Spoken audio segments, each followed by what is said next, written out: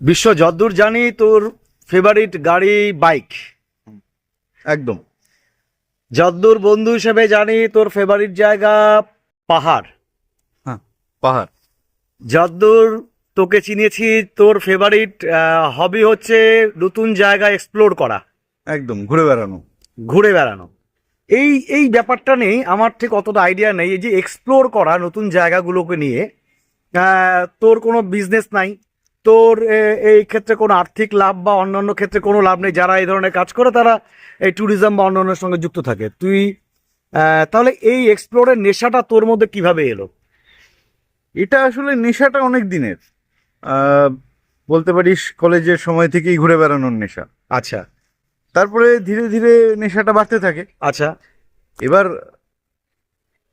কি হয়, কিছু কিছু মানে কলেজ মানে এসি কলেজ? AC college. আচ্ছা কি হয়, কিছু কিছু বন্ধু জুটে যায়, ঠিক আছে। আচ্ছা। বা বলা যায় তারও আগে, মানে এমন এমন কিছু জায়গায় চলে যেতাম যেখানে হয়তো কেউই যেত না। কলেজে পড়ি সেই সময় এক বন্ধুর বাড়ি রাঙালি বাজনায় চলে গেলাম, সেখান থেকে ভোরবেলায় রাভা বস্তিতে চলে গেলাম। তখন কি বাইক নেই? না তো, রাঙালি বাজ তখন আমার বাইকও ছিল না। আচ্ছা। রাঙালি বাজনার থেকে রাভা বস্তি প্রায় 2-2.5 ঘন্টা হাঁটা পথ। হাঁটাপথ? হেঁটেই চলে গেলাম। আচ্ছা। এরকম এই ধরনের একটা ছিল আর কি, ফরেস্টের মধ্য দিয়ে। রাত্রি 12টায় আমার এক বন্ধুর বাড়ি আছে লাটাগুড়িতে, বাড়ি ছিল, এখন নেই, নীলাঞ্জন। ওর বাড়িতে রাতে থাকতাম, রাত্রি 12টার সময় চুপি চুপি বাইক নিয়ে বেরিয়ে যেতাম। আমি বলছি আজকে থেকে প্রায় 20 বছর আগের কথা। হ্যাঁ, তখন এই মানে যতদূর যাওয়া সম্ভব তোরা যেতি আর কি। মানে হ্যাঁ। যেখান দিয়ে সেখান দিয়ে চলে যেতাম। আচ্ছা আজকের দিনে দাঁড়িয়ে হয়তো আমার নিজেরই ভয় লাগবে, আচ্ছা। কিন্তু করেছি এসব কাজ আর কি।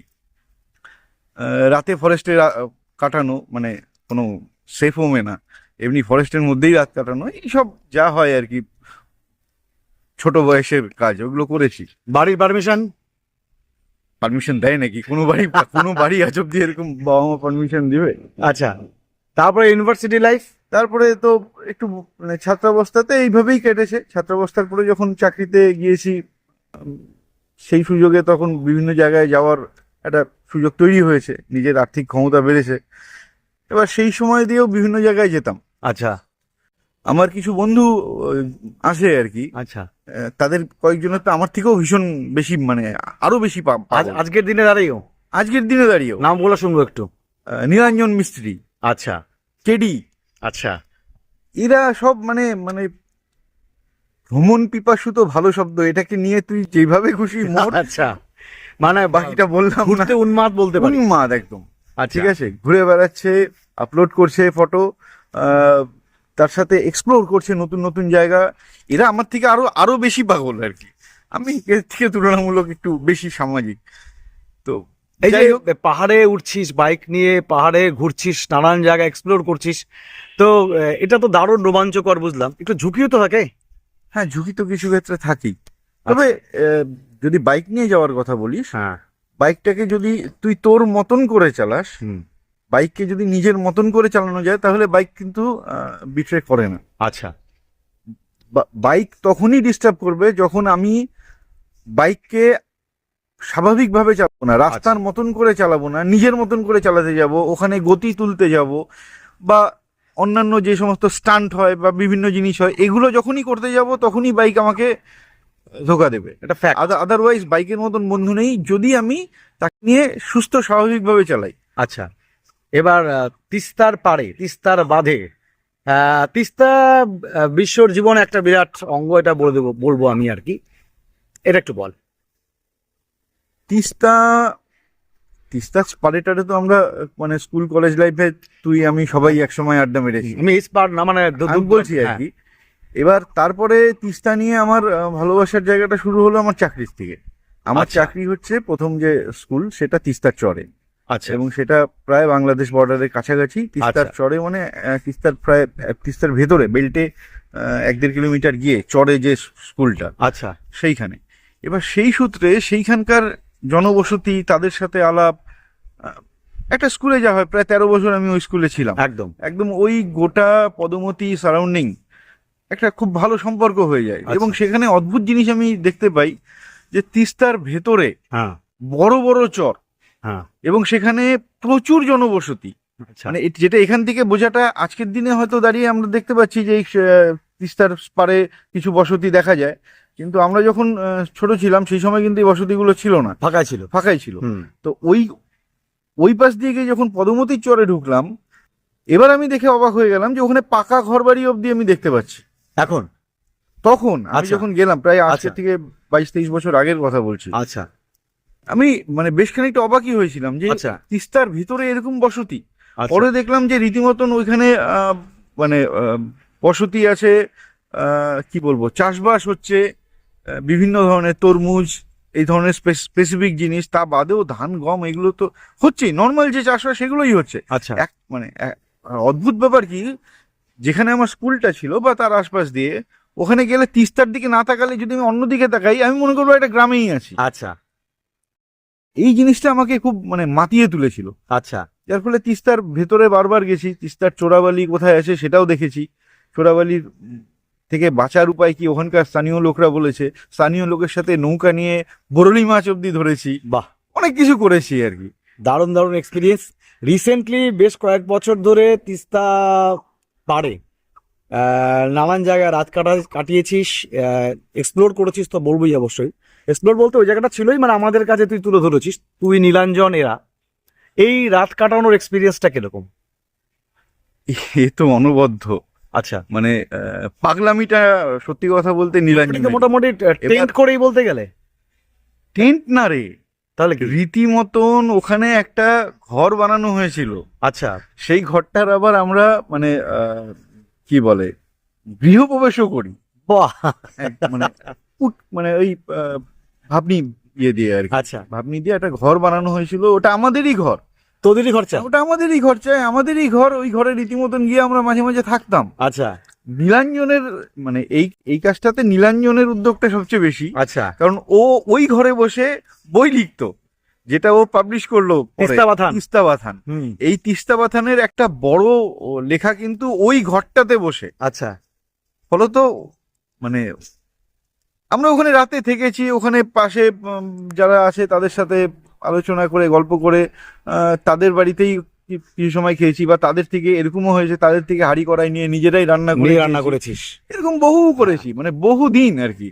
রাতে মাঝরাতে তিস্তার গর্জন এবং সেই তিস্তার মানে জলের যে স্রোত, তার কাছাকাছি যাওয়া, এই যে কি অনুভূতি, বিশেষ করে পূর্ণিমার রাতে অদ্ভুত লাগে। মানে আমি এটা বলবো, এই অনুভূতিটা মানে বলে বোঝানো যাবে না, এটা নিতে গেলে ওইখানে যেতে হবে।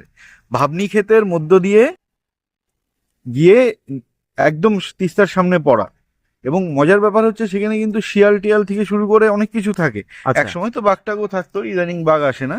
আচ্ছা বাঘের ইদানিং আকাল যেহেতু আর কি, বাঘ আসে না, তবে শিয়াল টিয়াল এই জাতীয় জিনিস থাকে। আচ্ছা তো বেশ মজার ব্যাপার আর কি। একসময় তো আমরা, এটাও মনে আছে, একটা শিয়াল ধাওয়া করেছিলাম আর কি। আচ্ছা, শিয়ালের পেছনে? হ্যাঁ, মানে ঠিক ধাওয়া করেছিলাম বললে ভুল হবে, খুঁজে বেড়াচ্ছিলাম আর কি, আচ্ছা। যে ওইদিকে শিয়ালটা যাচ্ছে আমরা দেখছি আর কি। শিয়ালটা আমাদেরকে হয়তো খেয়াল করতে পারেনি, অবজার্ভও করেছিলাম। একটা কথা বিশ্ব এখানে বলি, যে আমরা জলপাইগুড়িবাসী বা নর্থ বেঙ্গলবাসী, আমরা ঘুরতে যাওয়ার নাম শুনলে আমরা বাইরে চলে যাই, হ্যাঁ, ট্রেনের টিকিট প্লেনের টিকিট করি, বা একদম জলপাইগুড়ি বাইরে। হোয়ারাজ তুই বহু জায়গা ঘুরেছিস, বহু জায়গা এক্সপ্লোর করেছিস, north Bengal specially Jalpaiguri, including Kalimpong, Kurseong, যা বলছি আর সিকিম, এখানে যে বায়োডাইভার্সিটি আছে, তুই তিস্তার পাড়ের কথা বলি, যে বায়োডাইভার্সিটি আছে, যে একটা আলাদা পরিবেশ আছে, সেটা মনে হয় আর কোথাও পাওয়া যাবে না। এই বিষয়ে কি বলবি?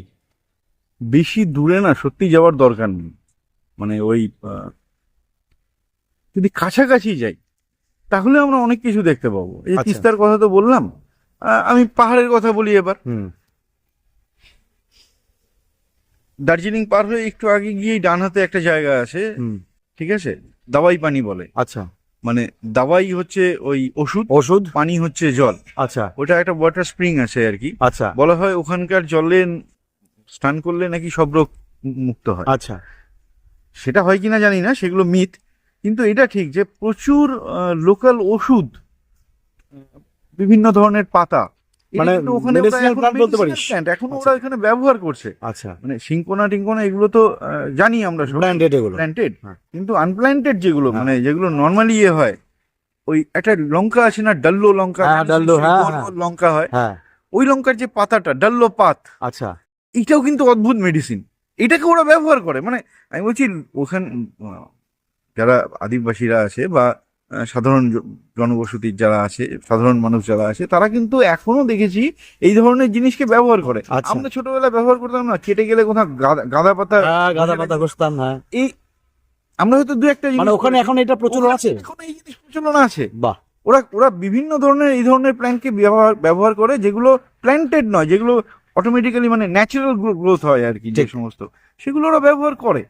এবং আমি বলছি কি যে নেচার দেখতে হলে শুধু যদি ওই মানে গাড়িতে করে, ট্রেনে করে এমনটা মানে নেই। সুন্দর বাইকে করে রওনা দাও, এবং মেন যে রোডটা, সে এক্সাম্পল দিচ্ছি আমি, যে হয়তো এই আমরা দার্জিলিং মোড় হয়ে যাচ্ছি, হ্যাঁ, দার্জিলিং মোড় হয়ে কি বলে শুকনা, সেখান থেকে দুটো রাস্তা দুই দিকে গেল, এটা মেন রোড।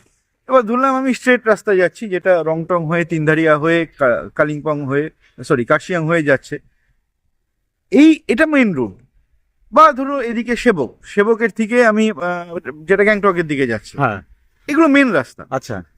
এই মেন রাস্তাতে খুব বেশি মজা পাওয়া যাবে না এই কারণে, রাস্তাটা ভালো, জায়গাটা ভালো, কিন্তু এত গাড়ি ঘোড়া, এত পলিউশন, ওখানে মানে খুব বেশি দাঁড়ানোর স্কোপ পাওয়া যাবে। একটু অফ রোডে গেলে ভালো। কিচ্ছু না, যাচ্ছি আমরা মেন রোড ধরে যাচ্ছি, একটু ভালো করে যদি মানে খেয়াল করা যায়, একটু ভালো করে যদি খেয়াল করিস, দেখবি কিছু দূর যাওয়ার পরে ডান দিকে বাদিকে ছোট ছোট রাস্তা উঠে যায়।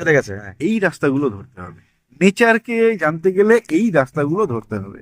আমি জাস্ট কয়েকটা এক্সাম্পল দিচ্ছি। সেবক থেকে আগাচ্ছি, কালীঝোড়া, সেবকের পরেই কালীঝোড়ার ব্রিজটা পার করে ডান দিকে পানবুর দিকে চলে যায়, অদ্ভুত সুন্দর। আরেকটু আগে যাও, ন্যাচারাল বিউটি। আরেকটু আগে যাও বিরিকদারা, সেখান থেকে শিটং এর দিকে চলে যাওয়া যায়, তিনচুলের দিকে চলে যাওয়া যায়। আমি বলছি ভিতরে ভিতরে ঢুকতে হবে। তাও এখন এই জায়গাগুলো অনেক বেশি এক্সপ্লোর, মানে গত 5-7-10 বছরে এই জায়গাগুলোর নাম আমরা খুব শুনতে পাই। তার আগে কিন্তু খুব একটা শোনা যেত না এই জায়গাগুলো। একদম তাই।